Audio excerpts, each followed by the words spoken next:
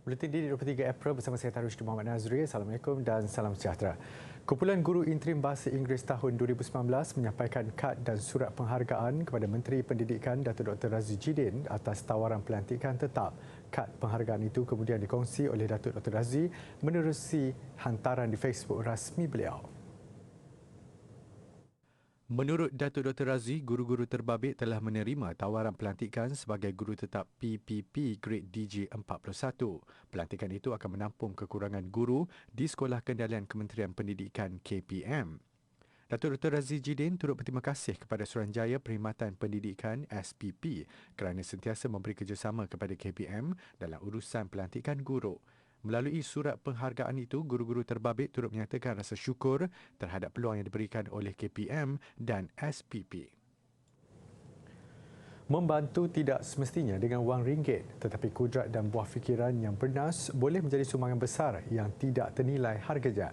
Berinspirasi daripada itu, bekas pelajar Sekolah Kebangsaan Telaga Mas Pokok Sungai Kedah berkampung selama 3 minggu bagi memperindah persekitaran baharu surau sekolah berkenaan.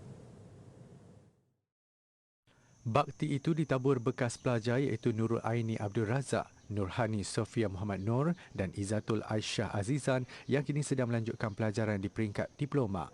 Tanpa mengeluarkan modal, mereka menggunakan sepenuhnya sumber yang ada di sekolah. Dengan kreativiti tersendiri, mereka menghias surau menggunakan kad manila yang dicetak dengan pelbagai bahan berkaitan agama. Ia dilakukan pada setiap hari persekolahan sejak awal Ramadan lalu. Kami suka rela lah, kami kata boleh sebab kami pun tengah kelas online. So macam tak mengganggu apalah kalau macam time buat kerja tu, kalau time kelas tu kami macam stop side, fokus kelas and then sambung balik lah. Kalau dah habis kelas tu sambung buat kerja ataupun macam gilang-gilang lah kalau macam ada kawan yang ada kelas. So yang tak ada kelas buat kerja, yang ada kelas fokus kelas macam tu lah. Sebab yalah kita kan dah sekolah sini 6 tahun kan. So bila kita main tolong tu program ni pun besar sebab surat imarah kan. So macam kalau menang macam bangga ada hasil kita macam tu. Tugas lain seperti mengecat telah dilakukan lebih awal oleh guru sekolah. Ia bersempena penakrafan Surau Imarah 5 bintang peringkat daerah yang akan bermula Julai depan. Sebelum ni kita dapat anugerah Surau Harapan. Jadi itulah sebagai tiket kita untuk masuk ke peringkat yang seterusnya. Jadi macam tahun lepas 2021 tidak ada pertandingan. Jadi tahun ni baru start balik, maka kita pihak sekolah berharaplah dengan penuh harapan supaya kita dapat menyediakan instrumen yang ditetapkan oleh pihak kementerian dan dapat masuk ke peringkat seterusnya. Menurut guru penyelaras surau Abdul Razak Ahmad, surau berkenaan dimanfaatkan secara maksimum oleh murid-murid sekolah. Pada setiap Khamis sepanjang Ramadan, 15 minit pertama digunakan untuk sesi tazkirah dan 15 minit kedua bagi bacaan Yasin. Waktu rehat turut dimanfaatkan murid untuk melakukan tadarus Al-Quran dan belajar bersembahyang serta bercerita mengenai kisah-kisah Nabi. Jadi sekarang ni saya nampak, mereka minta nak masuk dalam surau. Apa sahaja aktiviti yang berkaitan dengan agama minta nak masuk. Mungkin mereka tengok suasana yang sejuk macam ni kan, lepas tu tempat yang lapang. Jadi saya rasa itu satu tanggungjawab kami lah sebagai guru agama untuk menyediakan persekitaran yang kondusif untuk murid ini. Dan kami tahu kebanyakan murid-murid ini mereka kurang dari segi kemahiran dan sebagainya. Jadi inilah yang kami dapat buat. Mudah-mudahan mereka akan dapat sesuatu untuk hidup mereka. Sekolah Kebangsaan Telaga Mas terletak di kawasan luar bandar dan mempunyai seramai 265 murid termasuk prasekolah. Persepsi masyarakat terhadap seni budaya lazimnya hanya pada seni persembahan, tarian atau permainan tradisi. Namun ia merangkumi skop yang lebih luas termasuk bahasa, adat resam dan pergaulan dalam masyarakat. Segmen Kejaya minggu ini menceritakan pengalaman dan cabaran Kejaya sebagai guru tari. Muhammad Nasir Yahaya mula meminati bidang tarian selepas melihat rakannya mewakili negara sehingga ke peringkat antarabangsa. Hasilnya, sehingga kini Nasir sendiri sudah 22 tahun berkecimpung dalam bidang tarian. Selain menjadi koreografer tarian di bawah Perbadanan Adab Melayu dan Warisan Negeri Selangor Padat, Nasir turut menjadi jurulatih tarian di sekolah, universiti serta badan kesenian. Menurut Nasir, Kejaya sebagai guru tarian mempunyai tanggungjawab tersendiri termasuk perlu sentiasa menambah ilmu dalam bidang tarian. Kalau dari skop saya, kita kena belajar banyak tarian. Bukan tarian di negeri Selangor sini saja, kita kena tahu semua tarian di negeri yang berada di Malaysia ni. Setiap kerjaya pasti ada cabarannya, termasuklah guru tari. Latihan yang lama antara perkara yang perlu diambil kira sekiranya ingin melibatkan diri dalam dunia tari. Kalau ikut tengok kita berada di atas pentas, memang senang nampak kita tukar baju, menari dan enjoy apa semua. Tapi untuk prosesnya tu sebenarnya susah, dia lama. Melibatkan 2-3 hari, 2-3, kadang-kadang minggu tarian tu baru settle. Itu cabaran-cabarannya macam dari segi latihan, hafal. Kadang-kadang macam kalau kita ada masalah di tempat lain pun, di studio, di tempat kerja, kita kena happy, ingat tarian. Macam saya pula, saya kena cari setiap item, setiap bulan ada tema-temanya. Okey, kalau macam setiap function, okey, macam dia nak Kesultanan Melayu, okey, kita kena research. Okey, macam menari depan tuanku, adab sopannya, itu cabaran untuk saya pula. Macam tarian tu memang kalau pertandingan pula lain pula itemnya. Untuk bergelar anak seni, persepsi negatif orang ramai dan apa juga kritikan mereka perlu diterima dengan hati yang terbuka. Untuk lebih lengkap, pelatih dalam bidang tarian perlu mempunyai kumpulan produksi sendiri atau setidak-tidaknya mempunyai kumpulan penari dan pembuat peralatan. Ini kerana mereka lah yang bertanggungjawab dalam menghasilkan prop mengikut tarian yang dipersembahkan. Ini tidak termasuk pakaian penari dan aksesori. Dari situ, pelatih bukan sahaja dapat mengasah bakat tarian tetapi juga kemahiran dalam membuat prop. Muhammad Nasir turut menekankan persediaan fizikal dan mental sangat penting sebelum membuat keputusan untuk menceburi bidang tarian. Hampir 2 bulan tidak merekodkan kluster pendidikan, Sabah kembali mencatatkan kluster baru iaitu kluster Jalan Segama Lahad Datu melibatkan seorang pelajar lelaki di sebuah sekolah menengah di Lahad Datu. Jurucakap rasmi COVID-19 Negeri Sabah, Datuk Seri Masidi Manjun berkata, kluster institusi pendidikan melibatkan pelajar tingkatan 4 itu disahkan positif COVID-19 pada 18 April lalu. Beliau dalam satu kenyataannya memaklumkan, berikutan kluster baru itu, jumlah kes positif COVID-19 bertambah kepada 149 kes, menjadikan jumlah kumulatif sebanyak 370,366 kes dengan satu kematian. Selain itu, jumlah daerah yang mencatatkan pertambahan kes baru juga meningkat kepada 17 daerah hari ini berbanding 8 daerah semalam. Seramai 141 orang daripada 149 pesakit baru hari ini adalah dalam kategori 1 dan kategori 2, 4 orang dalam kategori 3, 2 orang dalam kategori 4 dan seorang pesakit dalam kategori 5, manakala satu lagi kes melibatkan kematian di Sandakan.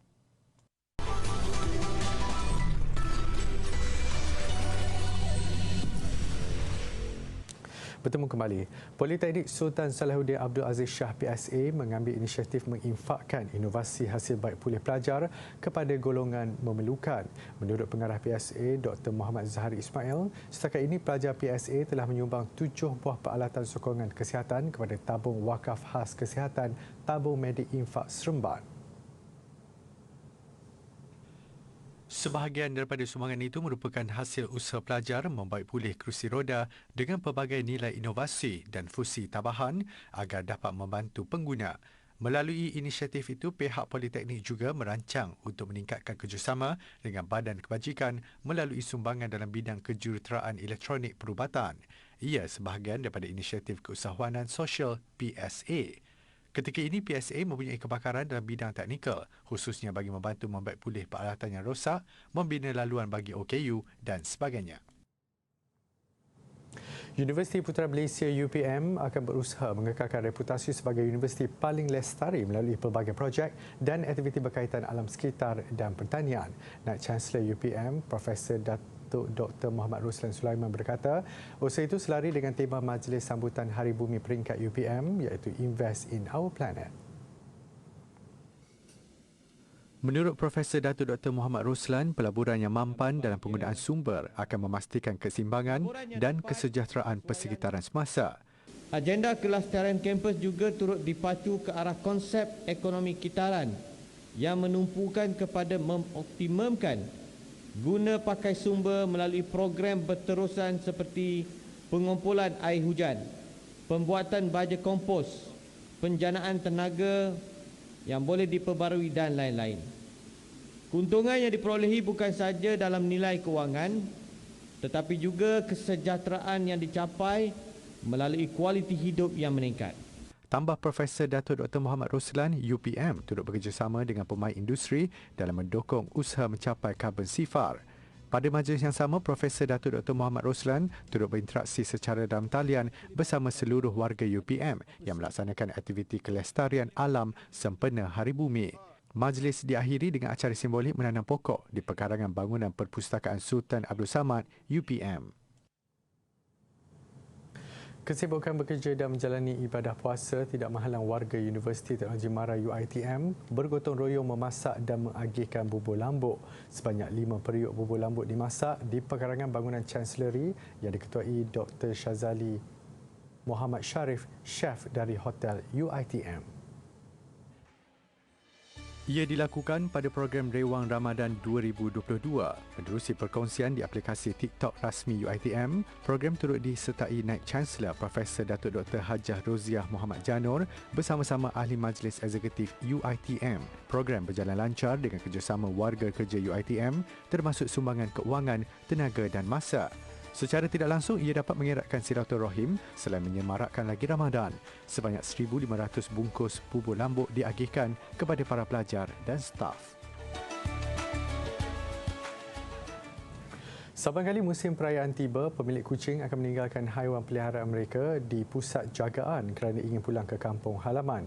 Sambutan menggalakkan menyebabkan kapasiti di pusat-pusat jagaan kucing sentiasa melebihi had hingga ada yang perlu membuat tempahan awal bagi mendapatkan tempat. Hotel kucing adalah penyelesaian buat kebanyakan pemilik haiwan peliharaan itu. Risau akan keselesaan dan keselamatan kucing kesayangan mereka, ada segelintir pemilik sanggup membayar dengan harga tinggi iaitu antara RM35 hingga RM150 semalam bagi seekor kucing. Ada juga pemilik yang turut mendapatkan khidmat grooming yang disediakan di fasiliti ini bagi memastikan kucing peliharaan mereka sentiasa bersih dan terjaga. Selalunya kalau saya nak balik kampung, saya akan hantar kucing lah. Sebab kat rumah kan tak ada orang, jadi bahaya untuk tinggal kucing seorang-seorang kat rumah. Namun disebabkan fasiliti yang terhad dan bilangan kucing yang banyak, ada juga yang gagal mendapat tempat. Kita dah menerima tempahan sejak dari bulan Januari lagi sebenarnya. Tapi sebabkan situasi semasa yang tak menentu, kami hanya terima tempahan bilik bermula pada 1 Ramadan hari itu. Dalam 2-3 hari je semua bilik sudah penuh. Pemilik haiwan yang kurang bernasib baik untuk mendapatkan tempahan terpaksa mencari alternatif lain, antaranya menumpang di rumah jiran atau saudara. Yang paling penting, pastikan kucing anda mampu berada dalam keadaan sihat dan selamat. Setelah 2 tahun tidak mengambil tempahan menjelang Hari Raya tidak lama lagi, seorang pembuat pelita buluh tidak menantangan menerima tempahan daripada orang ramai. Turut dipanggil dengan nama panjut, rupa bentuk tradisional dan warna asli buluh masih lagi menjadi pilihan ramai sebagai dekorasi menyambut bulan Syawal. Menurut pembuat panjut Ahmad Firdaus Yusof, 41 tahun, dia menggunakan buluh kuning atau buluh betong kerana kulitnya yang lebih tebal. Kerja-kerja membuat panjut dilakukan seorang diri bermula daripada mencari dan membersihkan buluh, memotong dan menebuk lubang pada ruas serta meletakkan sumbu. Pukul 8 pergi cek buluh dulu. Pergi cek buluh dalam pukul 9.30 tadi saya balik. Sampai sini saya pakai buang daun-daun apa semua. Apa barulah saya tebuk apa semua. Sampai petang nanti. Itulah rutin hariannya.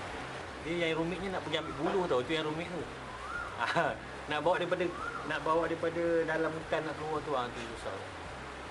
Jalan kaki jauh sikit. Bekalan buluh kebiasaannya diperolehi dari sekitar Pasir Salak. Selepas ditebang dan dibersihkan, buluh akan dibawa ke bengkel rakannya di seberang Perak. Ahmad Firdaus menghasilkan 2 jenis panjut buluh iaitu 6 sumbu dan 9 sumbu.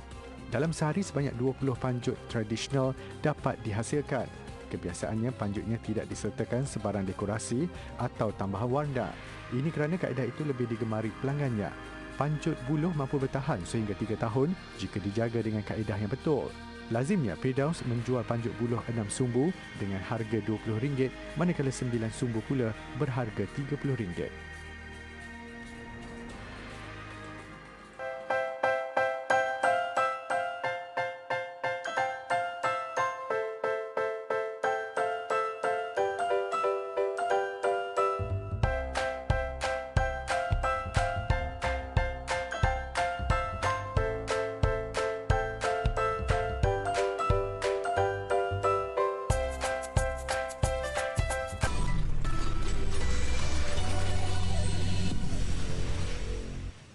Gara-gara tersalah maklumat, seluruh bangunan US Capitol di Amerika Syarikat terpaksa dikosongkan untuk sementara. Puncanya kerana pasukan polis menyangka bangunan itu berdepan ancaman dari udara lalu mengarahkan semua penghuninya keluar. Insiden mengakibatkan seluruh bangunan US Capitol lengang. Insiden berlaku Rabu lalu pada kira-kira jam 6.30 petang waktu tempatan. Semua kaki tangan Kongres dari US Capitol dan bangunan perundangannya diarahkan keluar. Hanya selepas itu baru mereka sedar bahawa pesawat yang dikatakan membawa ancaman itu sebenarnya membawa anggota pelakon berpakaian tentera. Mereka ketika itu dikatakan sedang melakukan raptai untuk suatu pertandingan di National Park yang terletak berhampiran US Capitol. Wednesday evening, the U.S. Capitol Police sent a pretty broad alert telling everyone in the U.S. Capitol complex that they had to evacuate the Capitol and all legislative buildings, citing an aircraft threat. An incoming aircraft, they said, was a probable threat to the Capitol. Sekurang-kurangnya 3 pihak dipersalahkan ekoran insiden itu. Mereka ialah pihak tentera, pentadbiran angkasa persekutuan dan polis Capitol. Jualan lelong barangan peribadi pengacara rancangan televisyen Alex Trebek mendapat sambutan amat menggalakkan. Sebelum ini, rumah Trebek di Los Angeles turut diletakkan dalam senarai untuk dijual. Puluhan peminat Trebek berbaris di hadapan rumahnya sebaik proses lelongan itu bermula Khamis lalu. Antara barangan yang dijual termasuk permainan monopoli, sejumlah lukisan dan ukiran, perabot dan koleksi eksotik. Turut mencuri perhatian pelbagai koleksi majalah lama dan sebiji bola keranjang yang ditandatangani oleh pemain Lakers Kareem Abdul-Jabbar. Jualan dikendalikan oleh CSC Estate Sales dan hanya membabitkan bayaran tunai. Awal tahun ini, rumah Trebek yang mempunyai 5 bilik tidur, 11 bilik mandi dan berukuran 9,993 kaki persegi diumumkan untuk dijual pada harga hampir $7 juta Amerika. Trebek meninggal dunia pada tahun 2020 ketika beliau berusia 80 tahun dipercayai akibat sakit kanser.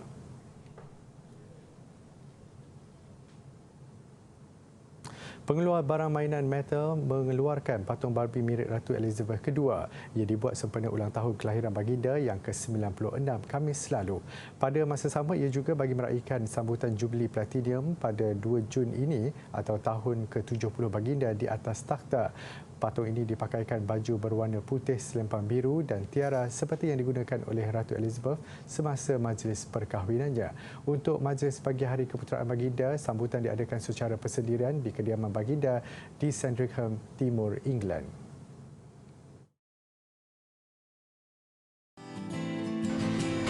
Kamera infrared akan mengesan haba pada yang dipancarkan oleh sesuatu objek. Objek yang panas akan kelihatan lebih terang di bawah spektrum infrared kerana ia memancarkan lebih banyak haba.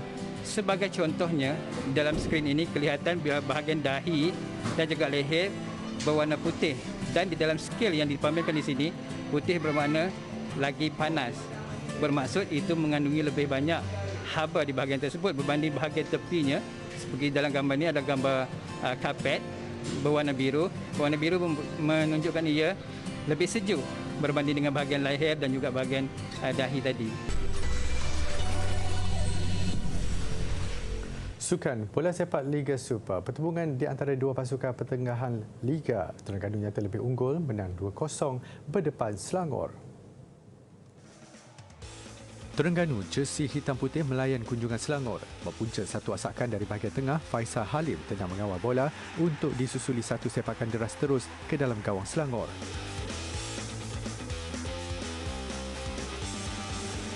Insiden membabitkan Syafiq Ismail menyebabkan pengadil memberikan Terengganu sepakan penalti.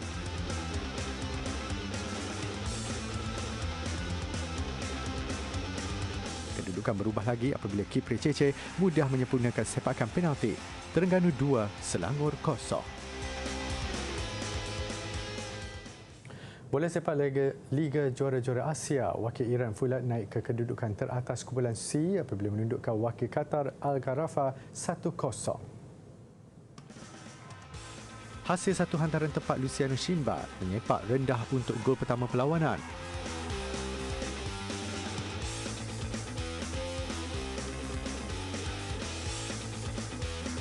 Al-Gharafa semakin kecewa apabila peluang terbaiknya untuk menyamakan kedudukan gagal. Persaingan semakin sengit pada waktu kecederaan. Pemain fulat Muhammad Kalbari dikasari di dalam kotak penalti.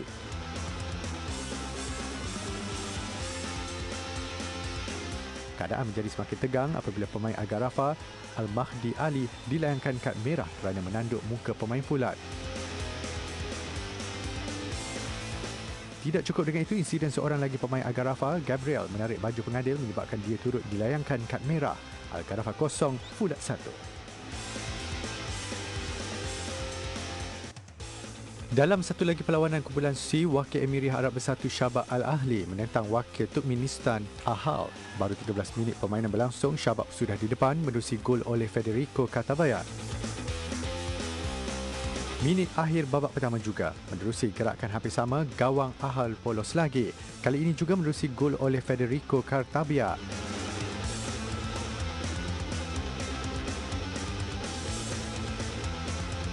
Saingan mula sengit apabila Shanaza Tirkishov dikasari di dalam kotak penalti Shabab, dan meskipun Aslan Mira Amanov berjaya menyempurnakan sepakan, ia gagal menyekat penguasaan Shabab. Menang 2-1, Shabab terpaksa berpuas hati di tangga kedua kumpulan C. Ahal kekal di kedudukan tercorong. Demi mencari rezeki, Ibrahim Banggora yang berasal dari China melakukan pelbagai perkara termasuk akrobat jalanan sepanjang beliau menetap di Perancis. Visual itu mengakhiri buletin Didik malam ini. Assalamualaikum dan salam hormat.